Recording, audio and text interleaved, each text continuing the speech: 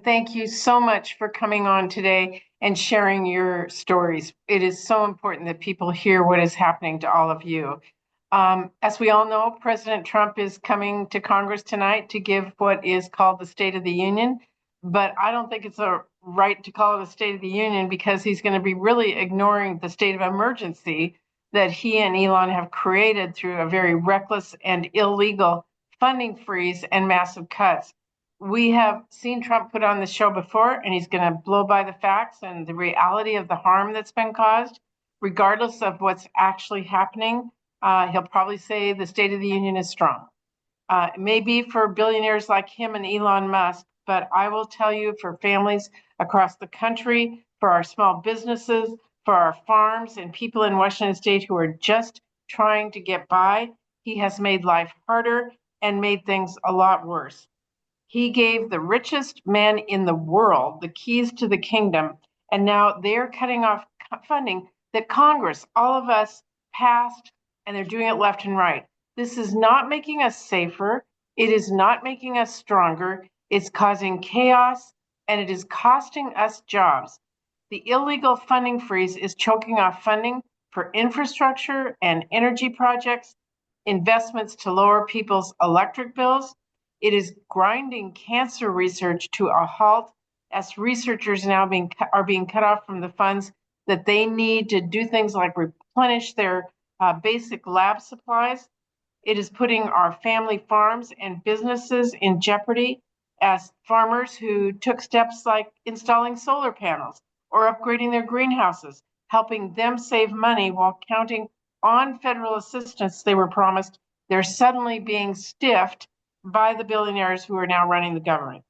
This freeze is hurting our forests and our parks. It is endangering our families as groups like the Northwest Youth Corps have to suspend their crews and interns because their funds have been frozen, even funds for work that they had already completed. It is hurting organizations like Safe Boats, which you will hear from in a minute, and they do the work that is critical to our national security. They will tell you about that. And now the Trump administration is really putting them in financial straits. Not to mention tribes across our state who are still waiting on funding they were owed, or in Waitsburg, Washington, where the frozen funding is risking their water main bursting. They can't now get access to a grant for a project to protect drinking water from flooding and earthquake, wildfires, and more. It is frozen. They can't get to it. So despite what we are going to hear tonight here, the true state of our nation is that Musk and Trump have ground it to a halt because they are blocking important funding in total disregard of the law, by the way, and total lack of concern over how their actions put Americans and American jobs at risk. Probably won't hear that from Trump tonight, but I can tell you we are hearing it in my office. The phones are ringing off the hook with calls from business owners, farmers, workers, cities, tribes, nonprofits, so many people who are seeing what this funding freeze means for the work they are doing, for the people that they serve, and they're desperate to raise the alarm. You know, this is not like turning a light switch on and off, no harm done. This is like lighting a fire when President Trump himself said, and as long as they ignore this problem or worse, keep fanning the flames, the worse it is going to get. Now, we have seen the impact we can have by speaking out when everybody raises their voices and say, we don't want our country to be behaving like this.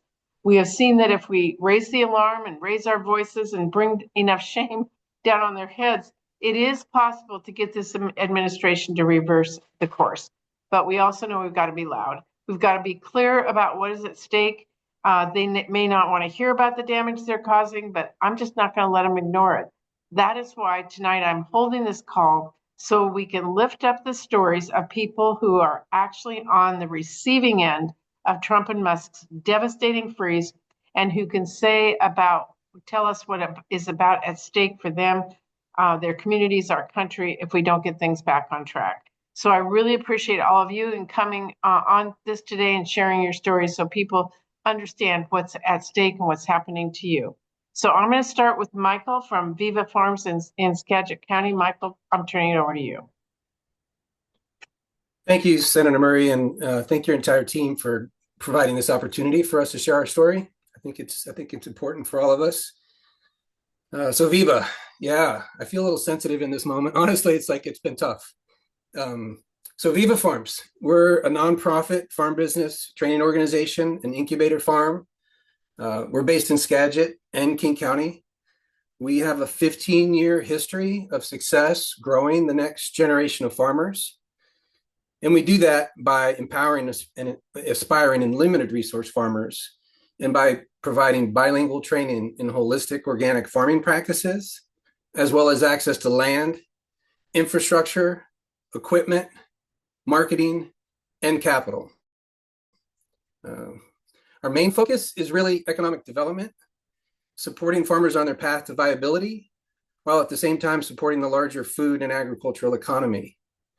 You can find our produce, the produce that are grown by the farms at Viva across Western Washington at local co-ops, at food banks, at Whole Foods. If you have a sweet tooth, at Molly Moon's Ice Cream, farmers markets, and via our CSA share that's delivered across 5 counties from June through November. Each year we feed thousands of Washingtonians, and including the Viva team, the dozens of farm owners and their employees, over 100 people earn their livelihoods directly through our work. And all of that is at risk because of the current funding freeze. I'd like to share one of our success stories, Farias Farm, owned and operated by Francisco and Lorena Farias and their children. Their family's been farming for generations. They love to grow food for their community. And they talk about how farming gives them a sense of freedom, out in the fields, working the dirt, growing the produce in a really healthy way for the planet and the people that are going to eventually eat it. They feel free. Last year, supported by the technical assistance we offer, they were able to secure long-term land tenure off-site, complete with housing. Their new farm is in Skagit Valley, close to the sales channels and food system relationships that they developed while they're at Viva. Now to some bad news, or at least really challenging news. According to the 2022 Census of Agriculture, Washington State has lost over 60% of its farms since 1945. And then the next 20 years, 66% of all Washington farmers are expected to retire. Those are really challenging realities. And at the same time, it's estimated that we will need to grow roughly 40% more food to feed our communities by 2050. That's not that far. That's not that long from now. So, a question we ask ourselves, and maybe we should all be asking ourselves, is, so who will grow the food? Who will grow our food in the future? As a farm business training organization, we're working to grow the next generation of farmers. We are currently contracted by the USDA through multiple federal grant programs. And because of those contracts, we're still obligated to complete the agreed upon work that we've normally been reimbursed for. We're approximately 70% fairly funded. And unfortunately, due to the current federal funding freeze, we do not have access to the millions of dollars we've been awarded. And due to a lack of communication, we've communicated dozens and dozens of times. And either there's no response, or like a form email that says, we can't respond. So because of that lack of communication, we're unsure if our previous work, because we've been doing this work ever since the freeze, and our current work, our ongoing work that we're still doing and obligated to do, will ultimately be reimbursed. The future of our organization, dozens of farms, over 100 jobs, and I don't think it's too much to say, our local food system is at risk. Farmers at Viva grow more than $3 million worth of food every year. And again, distribute that across Washington State. This is important work. There's a huge need. Currently, we have 35 farm businesses incubating with us in 2025, and we have 52 applicants for our 8-month training program that's scheduled to start in April. So there's a demand. There are people that want to do this work and solve the problem that I think all of us see. And hopefully ultimately won't feel if there's not local producers producing food for us to nourish ourselves with. So, those alarming ag census statistics I mentioned previously are real. And if we want local farmers to have the support and the farmland they need to nourish our community for generations to come, Viva's work and the farmers we serve is critical. So with that, I'd like to thank everybody for, again, providing this opportunity. And I'd also like to invite Rena with the Okanagan Community Action Council to share. Thanks, Mike. I'm Rena Shaver. I'm the Executive Director of the Okanagan County Community Action Council. And our agency, we have a little less than 30 employees. We're almost nearly 100% funded through designated government grants. Last year, we served 13,500 with our food assistance program, which is a third of nearly 30% of our county. And our programs include emergency assistance for food through 9 food pantries, utility assistance through the LIHEAP program, housing assistance, shelter, home weatherization and repair, and we also do financial literacy work. So we are, I believe, we're the largest nonprofit in Okanagan County, providing emergency assistance support for working families and for people who are in crisis.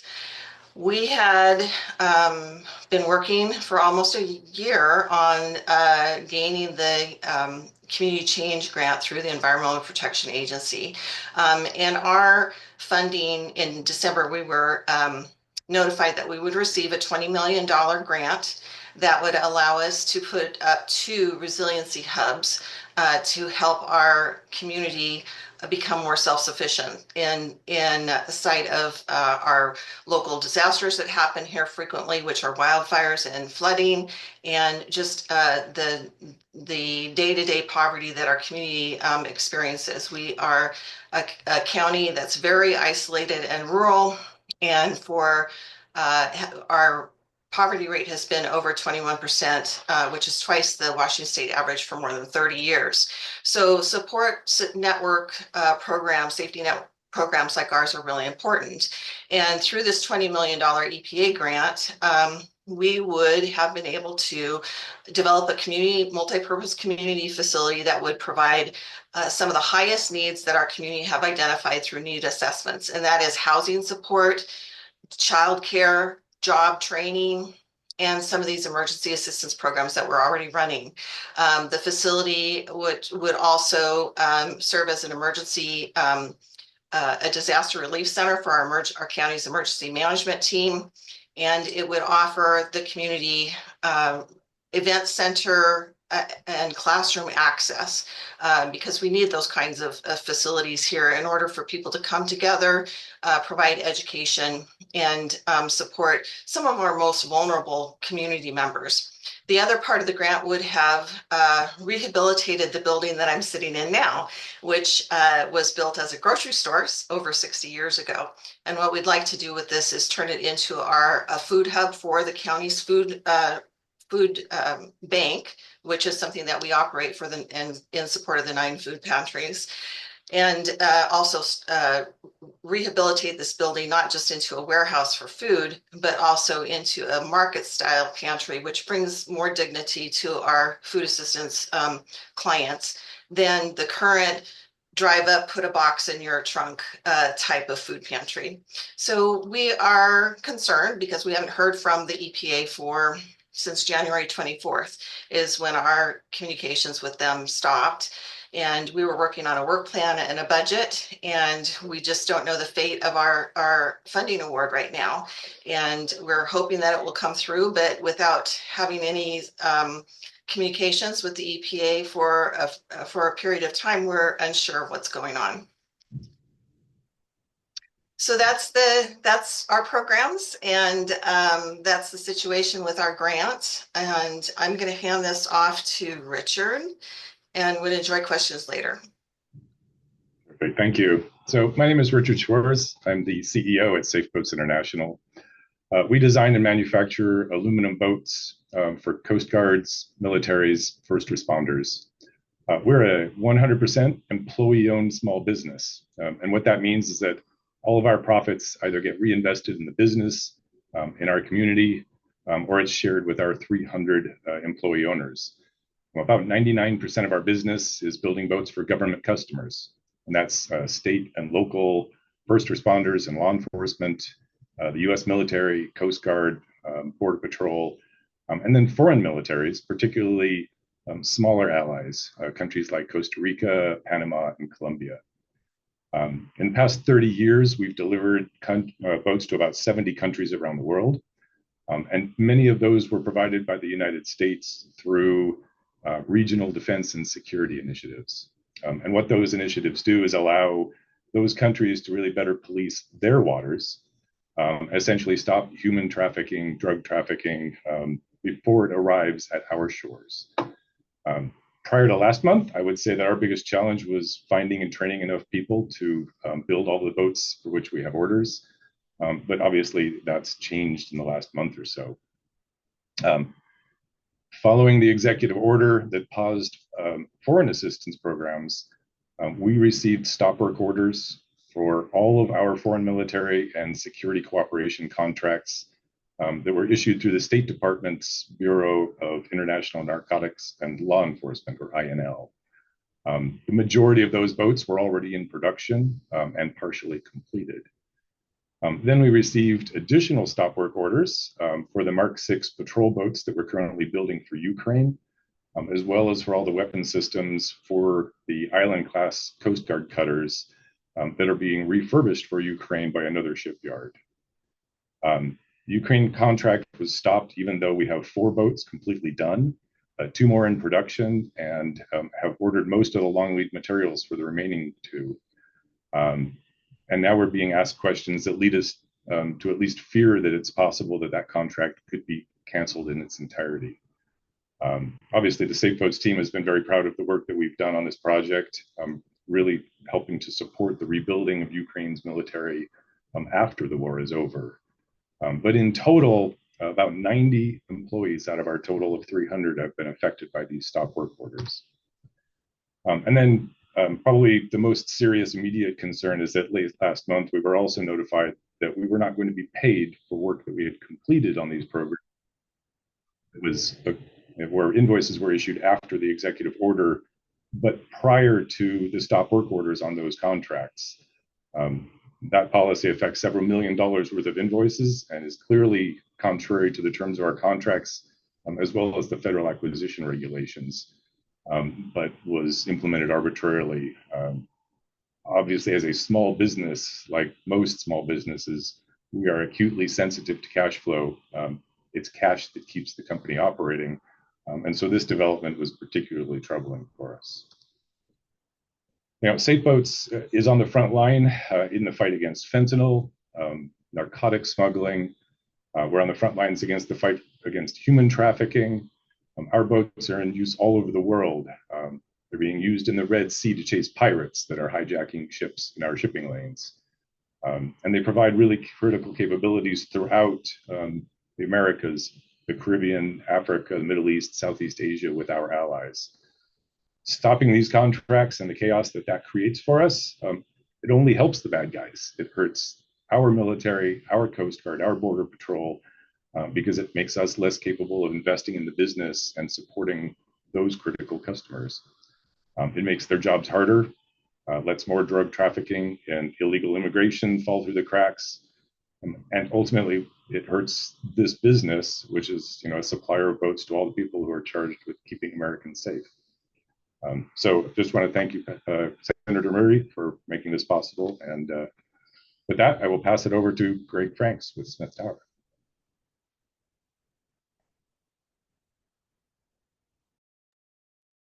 Good afternoon, everybody. My name is Greg Franks with Manor Management Services, and I'm going to present to you our issue that we're having with the current funding and Smith Tower. And first off, I want to say, Senator, thank you for giving us a venue to be able to present what issues we're facing.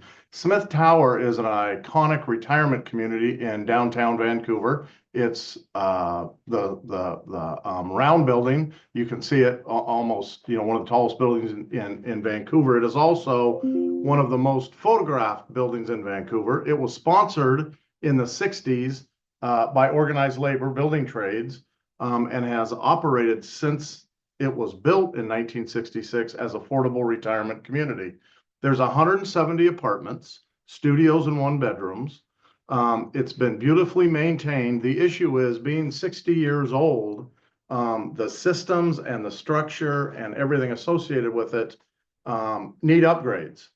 And so working with the board of directors who are still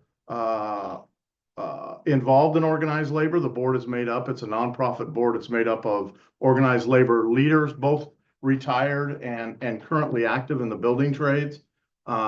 We started looking at ways to be able to finance this building to preserve it.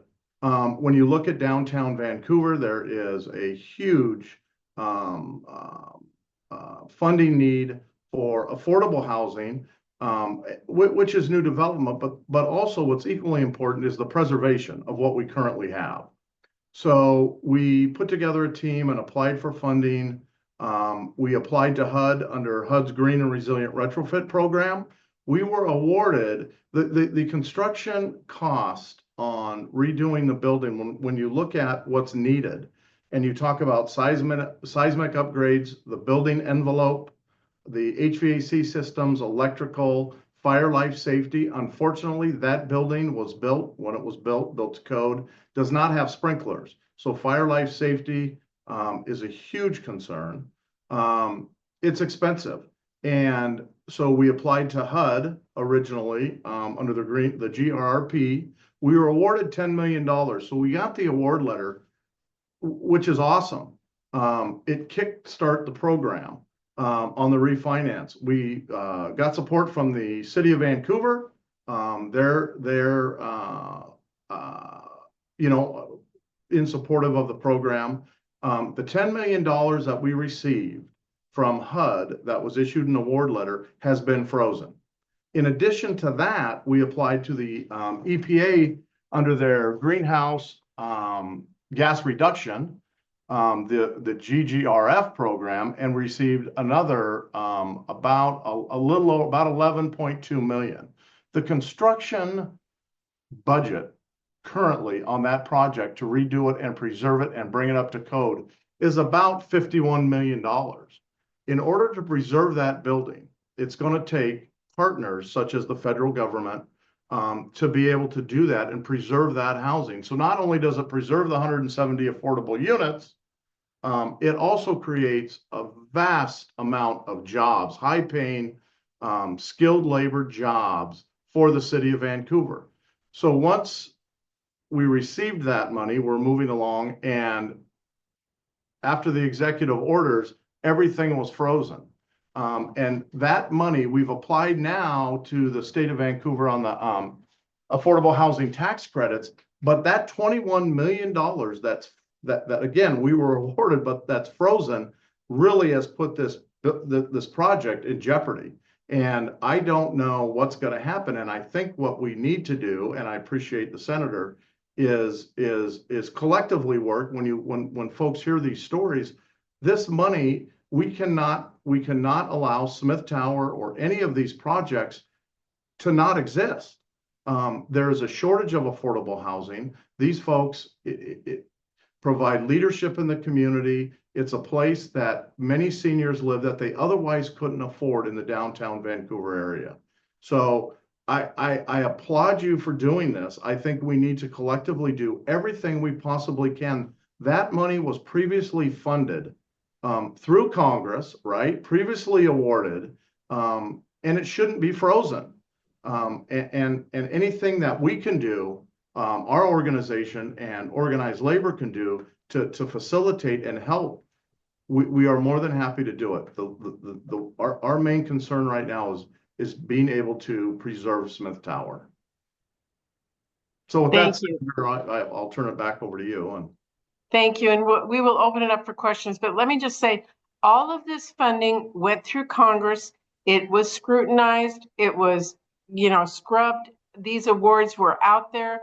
And now a new administration came in and said, sorry, it's frozen. So putting lives, economy, everything at real risk. And people need to understand this is having a huge impact in communities across our state and across our country. And I really want to thank all of you for your courage and willingness to stand up and share your stories so people understand this impacts. Naomi, with that, I will turn it back over to you. Great. If anyone on the call would like to ask a question, please use the raise hand function and we will call on you. And first we'll go ahead and turn to Sarah with the Columbian. Hi, thanks, Naomi. Yeah, this is Sarah Wolf with the Columbian. I was wondering, Greg, can the project move forward, the Smith Tower project, can this renovation move forward in any way without this funding? And without the funding and the renovation, can the Smith Tower continue to exist as affordable housing? So kind of a 2-point question. Can we move forward? We have, for the most part, put a stop to the project as it stands. We did apply in February, as I mentioned, for the tax credits, which will help us again start to move forward. But that $21 million, we have too big a hole to continue to move forward, so it won't. What does that do to Smith Tower down the road? I don't know. Currently, obviously, we don't meet seismic current code. There are fire life safety issues. It's very, very difficult at this point to even get insurance for the building because it's unsprinkled. So what will happen? I mean, I don't know. I mean, we have subsidy contracts through HUD that currently, of course, are in question too under the current administration. I mean, we don't know where that's going to end up, but it will keep. I mean, it's a beautifully strong, organized labor built building. I mean, that thing's not going anywhere, but it's so energy inefficient when you look at those panels and the envelope and the window system. But we definitely are counting on those committed funds to make this work. It's too big of a hole at this point. Does that answer your question? Yes, thank you so much. Great. And next we'll go to Emily with Apple Valley News. Hi, this is Emily with Apple Valley News Now. My question is, what is the federal funding freeze specifically affecting residents in Eastern Washington? Emily, thank you for that question. Well, you just heard from Rena. She's one of many people who are seeing their funding frozen. We are seeing a lot of employees laid off who live in Eastern Washington. Many of our federal forestry folks, national park people have been laid off. We're seeing people across the space of HUD and a lot of our other federal offices being laid off. So those people don't have an income, and all of a sudden it's going to impact their small community because it's one more person who's unemployed. But you can see that these are just a couple of the stories that we're talking about where the actual funding freeze, not even the layoffs, but the funding freeze is taking money out of the communities. And Emily, this is, Rena can tell you, but she didn't just come up with this in the middle of the night. This was a process she had to work through for a very long time. And then when the funding all of a sudden gets ripped away, it impacts so many people in the community. So we are trying to raise her story and others to have people understand this isn't somebody else's impact, it's yours. Thank you. All right, if anyone else has a question, feel free to use the raise hand feature. Or if you aren't sure how to do the raise hand feature, feel free to just unmute yourself and ask another question. Emily, I don't know if you had another question. Yes, I do.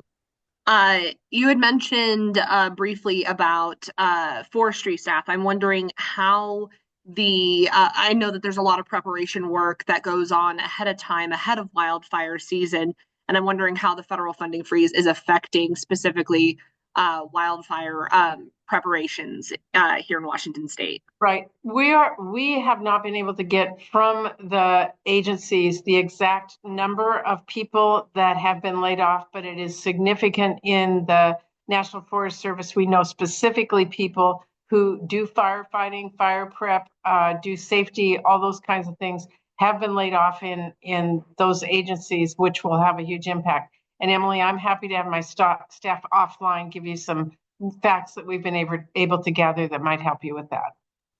Thank you. All right, not seeing any other raised hands. I'll give folks another chance if you'd like to raise your hand or unmute yourself. Ask a question. Hi, Debbie Cockrell with the News Tribune. I had a question for Richard on safe boats. Sure. How does this affect the Tacoma operations? Can you give a sense for our readership? Because I know that a lot of the Ukrainian work was happening there. If you could just talk a little bit about that. Certainly. Yeah, unfortunately, that facility was reopened specifically for this contract. We have about 60 people there now, and they were all really dedicated to working on the Mark VI program for Ukraine. In the short term, we're moving work around, bringing forward some of the other boats that we had in our order backlog. And so we're keeping that team busy and working. And, that's one of the advantages that we have as an employee-owned company right now, is that we can make some strategic moves and kind of do what we can. And so, right now we have other boats starting production there, and hoping that within the next couple of months, we'll have some additional opportunities to get that team back to work, as well as hopefully some good news on the Mark VI program. We're still remaining optimistic that because this is really a program that's focused on a post-war rebuilding of the Ukrainian capabilities, that will eventually become a priority and something that is important for the United States as well as for Ukraine. But in the meantime, certainly a lot of uncertainty for the team, a lot of disruption and chaos for them, and the millions of dollars in unpaid invoices, unfortunately, are all tied to that program as well. So certainly some causes for concern in the short term.